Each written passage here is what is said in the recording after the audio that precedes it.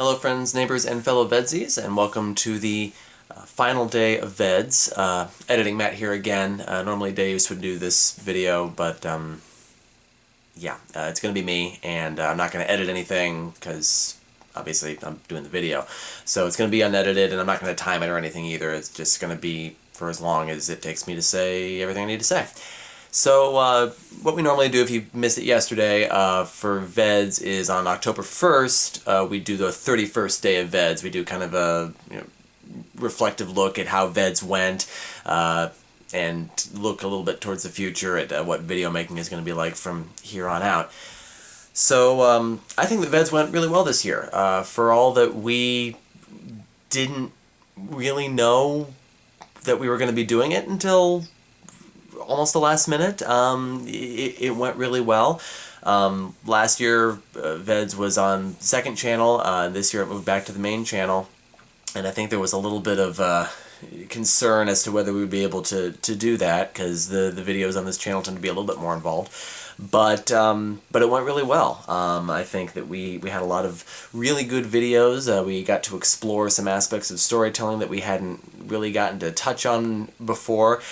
We got to bring back some old reviewing series that we had started and we kind of wanted to continue doing.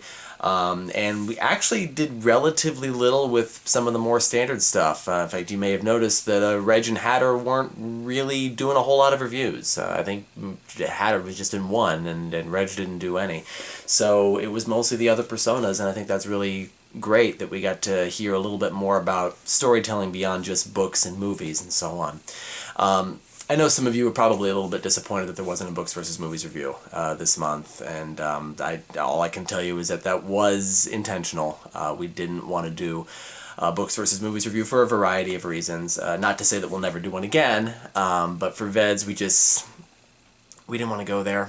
I mean, it wasn't easy for Reg and Hatter. It really wasn't, because they love doing those reviews, and it's been a while since they've really done one, and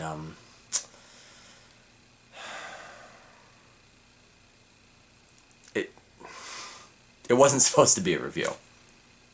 It wasn't. It wasn't a review. It was what a review is before it becomes a review. It was speculation. It was conversation. It was them just chatting about a story, and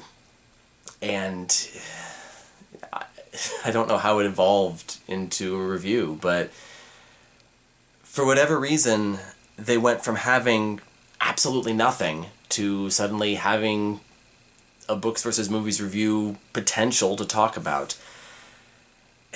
It's inevitable in a way. I mean, you look at the two of them, Reg and Hatter. Reg has to analyze everything. That's just his thing. He has to look almost too closely at things.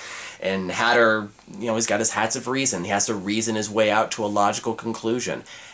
That's why they make such an effective team for Books versus Movies reviews. And that's why when they started just chatting about Dolores Claiborne, I should have seen it coming. But it was just a conversation. It was just idle chatter whenever they had a free moment. It started right from the first VEDS video.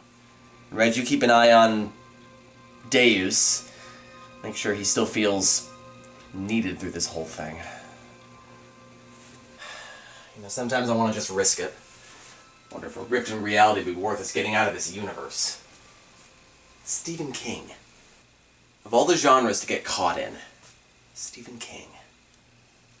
He's got away with stories, but they're so strange and so graphic and often so poorly done. I mean, would you want to be stuck in a Stephen King story for the rest of your life? Wait, are we talking about the books, or are we talking about the movies based on the books? We can't start.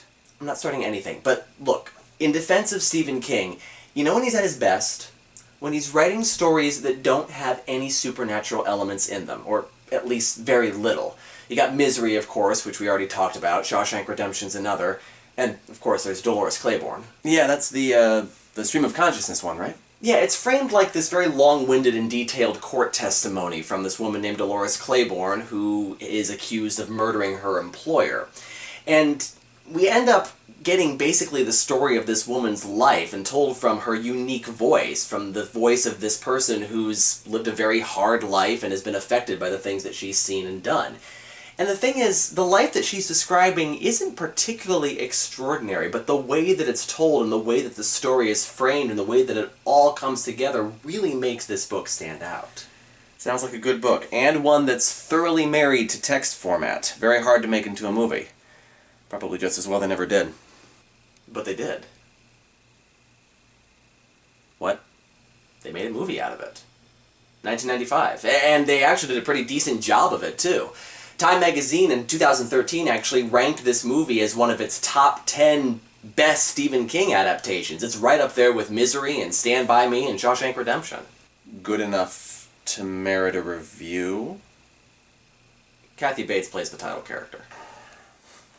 This is exactly what we can't do.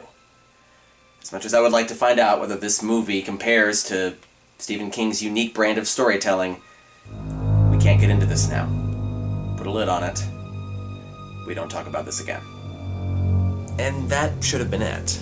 And it almost was. They went without talking about it for a full week. They knew what was at stake here. So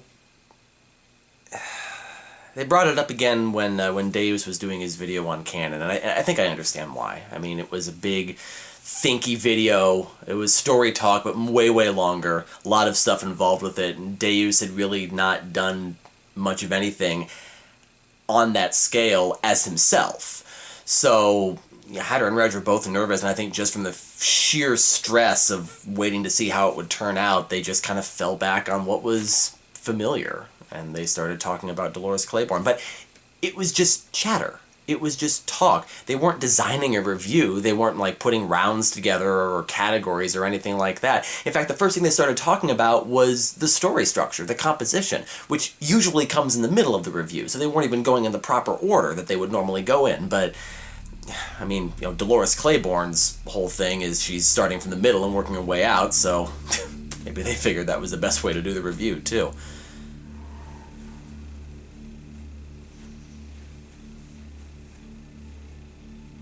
Hatter, relax, he'll be fine. I've watched him work, this is his thing. Canon doesn't belong to any particular medium of storytelling. It could be a book, a movie, whatever, so this is perfect for him. It's like those videos Original Matt used to do, where he would wear a hat and stand in front of the bookshelf background. We could easily bring that back. There are all sorts of mechanics of storytelling that we could talk about. Like, I'd love to do a video on indirect storytelling at some point.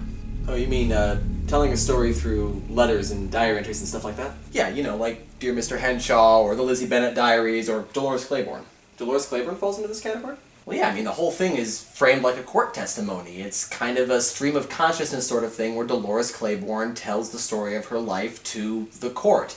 No breaks, no chapter titles or anything like that. It's just one long, big text dump. The only breaks in the entire thing are moments where she actually asks for a glass of water or has the stenographer ask her to speak up to clarify something. We don't actually hear the voices of anyone else in the room, but we know that they're there because she's addressing them. True, but this style of storytelling has its pitfalls, too. Like the question of dialect. Dolores Claiborne is a resident of Little Tall Island, which is an island off the coast of Maine, where else?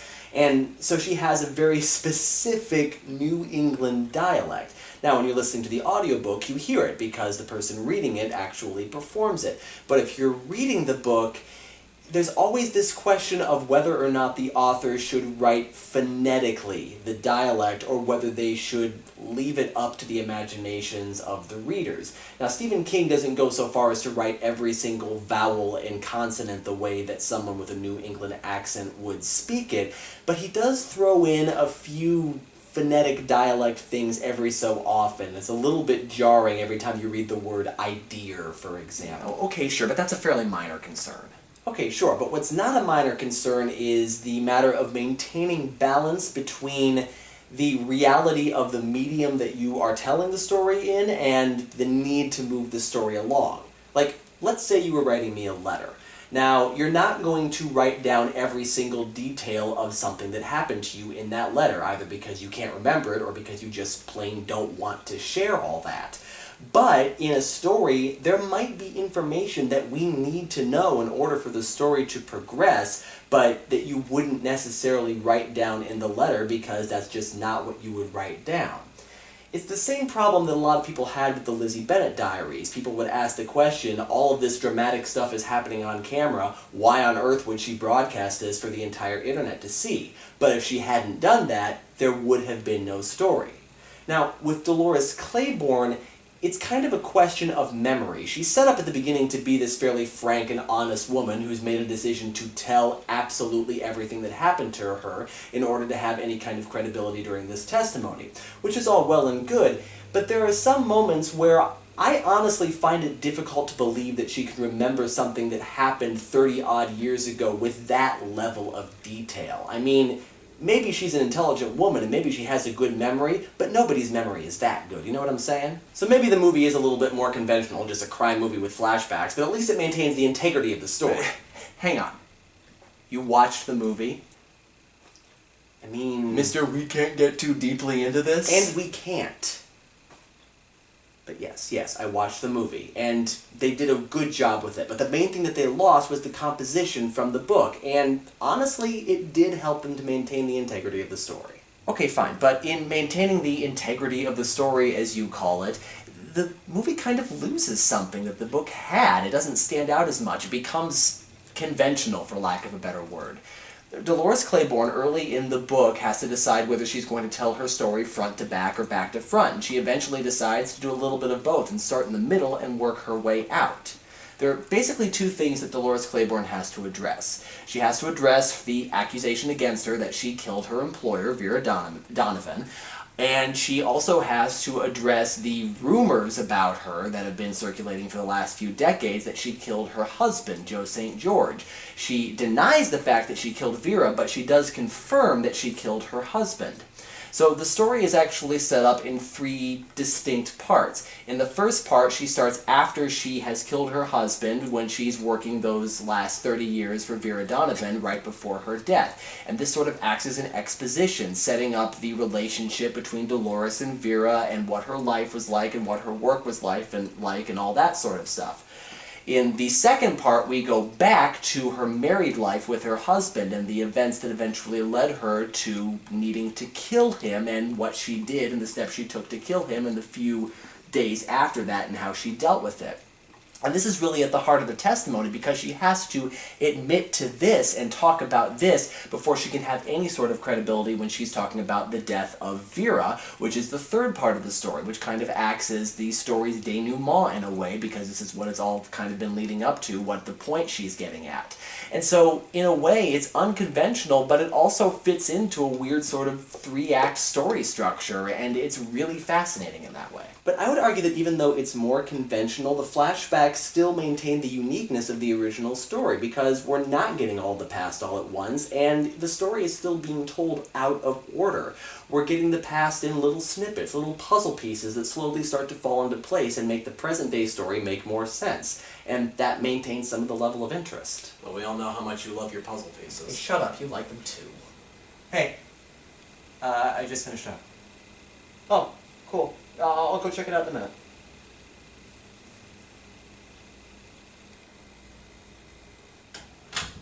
So you really think he's working out? I mean, it's Reg and Hatter. They couldn't help themselves. It's what they do. They were having a debate, but they weren't coming to any real conclusions, and that's really what the review is all about, is coming to a conclusion. They were just kind of going back and forth, and honestly, they could have been talking about any story, or any Stephen King story, and just using Dolores Claiborne as an example. So it didn't feel like the typical thing, you know? It didn't feel like the typical review that they would do. Then they brought it up again another week later. Again, it was just kind of this patter back and forth. If luck is with us and we keep a busy schedule, books versus movies review shouldn't even come up. Just as well. The only one that we've actually been talking about is a pretty easy win for book. Seriously? You're gonna go there? Tell me I'm wrong. Okay, you're wrong. A win? Maybe, but an easy one? Come on, don't be one of those guys who thinks that everything that Stephen King writes is gold, because we both know that's not the case. And it's especially difficult with this type of narration. Stephen King is known for being incredibly detailed. We talked about how graphic he was in the Misery Review, remember? And that's difficult enough to manage with conventional narration. I mean, sometimes the details just plain get in the way of the story. It's so detailed and so graphic that it doesn't leave a whole lot to the imagination, and honestly, there are moments where I just want him to drop the metaphors and the descriptions and just get on with the story already. But it's that much harder to swallow with this type of narration. Okay, but this isn't a non-fictional testimony, Hatter. This is a story, and Stephen King sets up the character of Dolores Claiborne for us to easily suspend our disbelief. She's set up as an older woman who has a lot to say, who likes to talk, who is very frank and very honest, who has already made up her mind to tell the entire story and to tell them everything that happened, and one who often speaks in platitudes and analogies and so on. They set it up that way so that it's a lot easier for us to suspend our disbelief. I mean, yeah, okay, maybe she remembers a few more details than somebody normally would in that situation, but you have to suspend your disbelief a little bit if the structure is going to work at all. Okay, sure, but there is some question as to whether or not the structure is even necessary in the first place. The movie does just fine without it, arguably at times better than the book. It maintains the integrity of the story, it maintains even kind of the unusual uniqueness of the story, and it maintains the Stephen King atmosphere that people have come to expect. And there are even some individual scenes in this movie that are done better than the book because the movie gives us an opportunity to see it rather than just talking about it. A good example is the scene where Selena finally reveals what Joe has been doing to her all this time. It's one thing to read about it and to read all of those details, but it's quite another thing to just see the characters acted out and see the whole story going on in their faces. Fair enough, but I actually like how much emotion this particular structure gives us. All we have to go on are Dolores's words. It's a complete story of just her words. We don't know what the tone of her voice is, whether her voice shakes at any point, how much emotion there is in her words. We have to imagine all of that. And Stephen King writes her monologue in such a way that we really do get a good sense of what she's feeling at any given time during her story. Also, I kind of reject the implication that you need to be told by an actor what emotion you're supposed to be feeling at any given time. I think that the details that Stephen King gives us in this story help us to feel what we're supposed to feel. By describing Joe's abuse of Dolores in such grisly detail, it makes us feel that visceral reaction ourselves. We feel her anger, or we feel her fear as she's murdering him. It's only through those descriptions and through Stephen King's use of the words that we're able to feel those emotions in such a visceral way. By removing that structure and removing that aspect of the story, the emotions of the movie become somewhat muted. The book remains very, very intense, as Stephen King's stories usually are. Yeah, but I was noticing now that this was more than just idle conversation. They had brought up the subject of Dolores Claiborne, book and movie, 3 times in 2 weeks now, which I guess isn't a lot for them, but it's a lot for a couple of people who are trying not to do a books versus movies review. And I think they got the hint when I kind of walked in on them. They didn't talk about it for a while, at least not while I was around, but I was keeping my ears open now, and I was listening for any strains of that conversation, and it did come up again. It was after Deus did his top 10 musical thing, the musicals that we hadn't seen, and this time I had the foresight not to interrupt them for a little bit and actually listen to some of the conversation. Alright, let's say you're right, and that the book does strike a decent balance and maintain a certain level of realism. There's still one other major problem with your style of storytelling. We're never outside of Dolores Claiborne's head. What do you mean? I mean that it doesn't matter how honest she claims she's being, the story is still told entirely from her point of view. It's like you were saying last week, all we have are her words to go on. We just have her perspective on things. So what, you're saying she was making up the whole thing, that she really did kill Vera? Too obvious, Reg. I'm thinking more subtly here. You and I both saw Rashomon, right? And we know, because of that and because of other things, that memory is a very, very subjective thing. Just because we remember something a certain way or a person a certain way doesn't mean that they actually are that way. Now, Dolores is obviously very opinionated, but there starts to become a question when she's talking about people whether she's giving us the most accurate and objective portrayal of those people. Was Selena really the good girl that Dolores remembers her being? Was Vera really that much of a bitch? We just don't know because we're only getting the picture of those people from Dolores' opinions of them. And even if she is being very frank and very honest, she's still going to have a certain slant and a certain subjectivity with those memories and with those people. And because the movie takes place outside of Dolores' head, and we get to see the characters outside of that perspective, we get a more objective look at them. And I think it gives us a better picture of them overall. Okay. First of all, I think you're thinking way too hard about this. Reg, have you seen the last 35 books versus movies reviews? Thinking about things too hard is kind of our thing. Fair point. But in this case, I think you're asking the wrong questions. The point of this story is not to get an objective portrayal of the characters, it's to hear Dolores' story. And her subjective slant on the characters is part of the fabric of that story. It's what makes it unique. And yeah, maybe it's not the most objective portrayal of events or characters, but who cares? Any narrator is going to have a subjective slant on things. It's almost impossible to tell a purely objective story if you're going to tell it from any one person's point of view. And yeah, maybe the movie is more objective, but that doesn't necessarily mean it's more interesting. If anything, it's actually less interesting. As much as we see of Selena, and I do like that we get to see a little bit more of her life, she does kind of fall into the damaged woman stereotype. Oh, and the Christopher Plummer character, although it's well acted, it's Christopher Plummer after all, it's a villain that really doesn't need to exist. I mean, it was basically a villain for the sake of creating a villain, just like Selena was drama for the sake of creating drama. It doesn't need to be there. The story is interesting enough on its own. The villain of this particular story is just life. And by bringing Christopher Plummer in and turning him into the villain, it turns into a did she really murder her type of story, which just isn't the point. Great. You do? Yes. Alright. But it can function as that kind of story. But those stories are a dime a dozen, whereas this one is unique. Hey, sorry to interrupt. I'd heard enough to know that they were pretty deep into it at this point. They at least had enough material to constitute a full books versus movies review. But there was no design to it. There were no rounds, no categories, no real wins for books or movies. It was just kind of an ongoing conversation. But they've been playing it pretty fast and loose with what constitutes a review on this channel lately, and there was no telling whether they were doing a review within some genre that we weren't even aware of. So we knew we needed to be careful there, but the last week of VEDS was pretty well packed. I mean, kept everyone pretty busy, so I figured there wasn't any danger in it. They wouldn't have a chance to come to any real conclusions. They would just have to have these little snippets of conversation here and there, and it wouldn't go anywhere. It would never become an actual review. The real danger was if they came to a conclusion as to which one was better, and then were able to articulate why. Which is exactly what happened yesterday. Okay, Hatter, do me a favor, just for the sake of argument. Will you admit to me that the book is clearly better than the movie? Alright, fine. The book is better. Great. Now, the question is why? What is it about this book that makes it stand apart from the movie?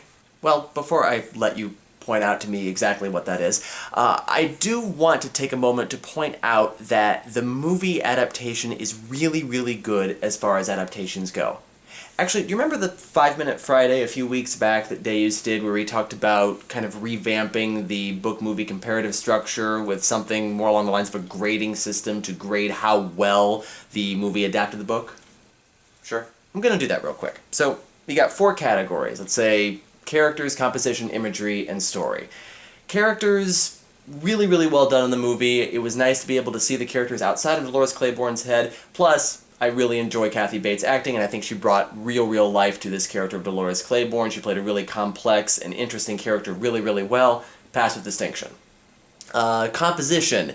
Obviously, you're not going to be able to recreate the book's unique composition, but the movie actually did a pretty decent job of it, and they maintained kind of the non-linear feel with the flashbacks and so on. So overall, I'd say they did a good job, the best that they could with this particular composition. Pass. Imagery. I would say that they maintained the really rich atmosphere, and they actually showed more than they told. If the book has one failing, it's that it gets a little too wordy and a little too descriptive at times, and maybe uses a few too many metaphors for my taste. And the movie was really good at showing us these things rather than telling us what they were. I had to give that one a pass as well. Now, story is the place where the movie kind of falls off a bit because it starts to fall into the realm of cliché. One of the things that it does do is that it looks at Selena's story, and specifically Selena's estrangement with her mother, which is a really interesting aspect of the book that the book really doesn't spend a whole lot of time on. We hear her talking about how they're estranged because Selena, even though she recognizes that her father's death is what stopped him from molesting her, still kind of blames her mother for having killed him, and so has these conflicted feelings, and that's what leads to their estrangement. That's a really, really interesting aspect of the story that the movie could have explored maybe a little bit better than it did. But it had this kind of repressed memory thing where she repressed the memories of her father molesting her, and then through the magic of plot convenience, she just happened to remember at the most opportune moment for the climax of the story when she could go and save her mother. I didn't really care for that, and I also really didn't care for the idea that Dolores needed to be saved from this by her daughter. In the book, she kind of talks her way out of the conviction by being frank and honest about her entire life story. That's the point of the book. But in the movie, it was just kind of, oh, her daughter comes in and saves the day at the very end of it. And I also didn't care for the Christopher Plummer investigator. I mean, it was just the movie's attempt to add an antagonist where an antagonist really didn't need to exist. And it was really more effective to me when the book's antagonist was just life itself rather than adding this other guy. It really made the story out to be just kind of this crime thriller, this is she going to get convicted or isn't she, as opposed to Dolores Claiborne's life story, which is what we get in the book. So overall the movie would get still a pass, because it's still a compelling story, but a pass with qualifications. So add all the points together, and overall the adaptation gets and exceeds expectations. Where are you getting this grading system? I just came up with it. Do you agree? I do. And I think there's one other element of this book that makes it stand apart from the movie, and basically makes it so you pretty much can't make a movie that is better than the book, although this movie did do a good job of it. The elements of the book that you just split apart for the movie are very firmly interconnected. And whenever we do a books versus movies review, we split up the different storytelling elements and talk about them individually. Main character, other characters, composition, imagery, story, that sort of thing. But with the book, with this book in particular, that's much, much harder to do because they are so firmly integrated with each other.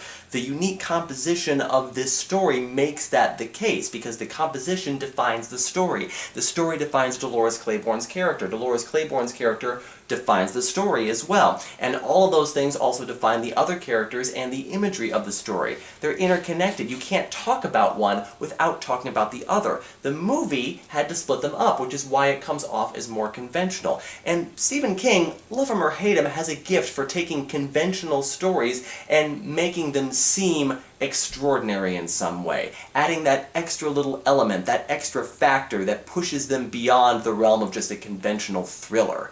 In Misery, he did it by taking this story that could just be a very basic thriller story about an author who's held hostage by one of his rabid fans, and turned it into something more by making it about the writing process and where inspiration comes from and what it means to take something that exists only in your head and put it down on the page. And with this story, with Dolores Claiborne, he did it with this structure, with making it Dolores Claiborne telling her life story in the form of a court testimony, and by firmly integrating all of these different storytelling elements.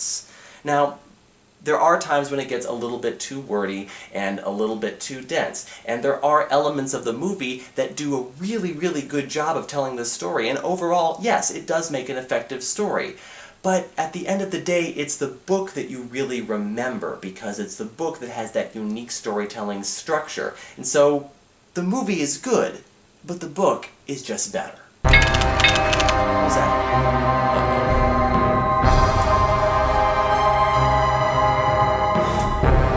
Done. Yes, indeed. What have we done?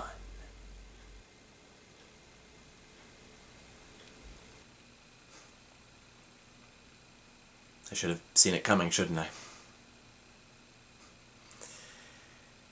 I put Dolores Claiborne myself as the next Books vs. Movies review back at the end of the last one. But it was a placeholder. It was a way for us to stay in the Stephen King universe. I never thought it would ever actually become a review. I just put a Stephen King story down. I didn't even know that there was a Dolores Claiborne movie. And I never told Reg or Hatter that that was what I had put down. I just told them it had been a Stephen King story. But damn if they didn't start talking about it anyway. Maybe it was just a coincidence, or maybe there's something else going on, but they went and did a books versus movies review.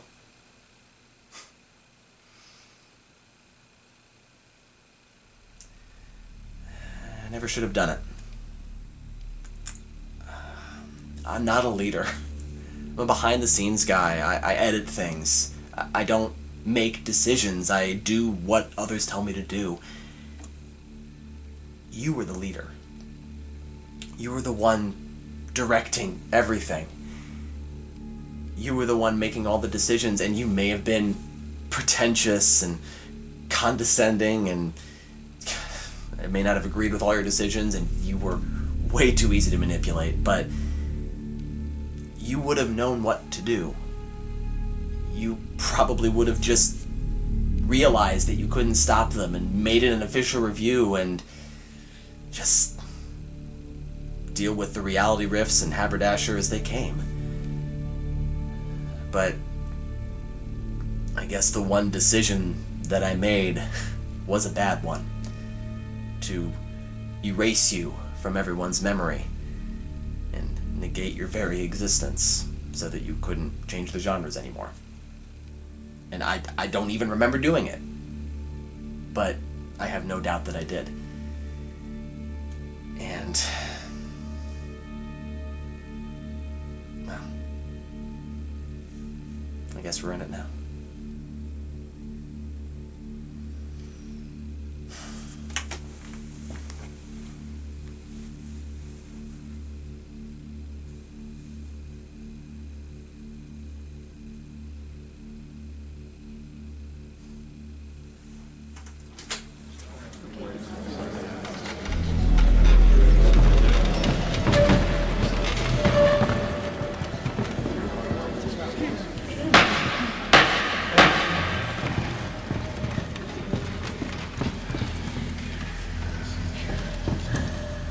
The court has heard enough. Deus, a closing argument, please. I bring before the court the following evidence against Regular Matt, the Mad Hatter, and Editing Matt. That they did knowingly and with malice of forethought bring about the disappearance of Matt Beth, known colloquially as the Scottish Reviewer, or Scotty, on or about the 17th day of VEDS. Further, they are charged with planning and executing a secret books versus movies review and trying to hide it from their viewers. Exhibit A. A video featuring Hatter and Editing Matt discussing Scotty's role in the changing genres and their desire to get the genres under control. Exhibit B. An analysis performed by Regular Matt on various artifacts brought back from an alternate future timeline, including a letter from a future Editing Matt urging them not to forget Scotty. Exhibit C. A playlist of videos featuring the Scottish Reviewer proving his existence, though none of the personas can currently remember him. Exhibit D. An analysis of the personality changes of one Deus, outlining his loyalties over time and expressing the need to give him something to do, a void to fill for a missing persona, perhaps. Exhibit E. A series of edited clips of the Scottish Reviewer disappearing or reappearing depending on who was thinking of him. Exhibit F. The appearance, so to speak, of a new persona, only a voice, reviewing auditory stories shortly after the disappearance of the Scottish Reviewer. Exhibit G, also known as The Incident, a bargain bin review from 18 months previously featuring the evil haberdasher, Matt's evil twin, and Deus, after which Matt's evil twin was able to keep Deus from returning to Haberdasher by casting the power of incredible apathy, causing Haberdasher to regenerate into a more dangerous persona, creating a need for relative internet silence. Exhibit H. A follow-up analysis on the nature of regeneration by Matt's evil twin and Regular Matt, where the need to give Deus something to do was emphasized once again. Exhibit I. A game assigning each persona with a particular word, with the Scottish reviewer being established as a figment of our imagination. Exhibit J, a testimony from Editing Matt himself, confessing to the crimes, combined with edited flashback clips of regular Matt and the Mad Hatter performing the very books versus movies review they'd sworn not to do. It is my belief that Editing Matt allowed this review to take place, that he saw the danger posed by Scotty's control of the genres and erased him from the collective memories of the personas, thereby negating his existence. Thank you, Deus. Does the defense have anything to add? It would seem that the defense has fled.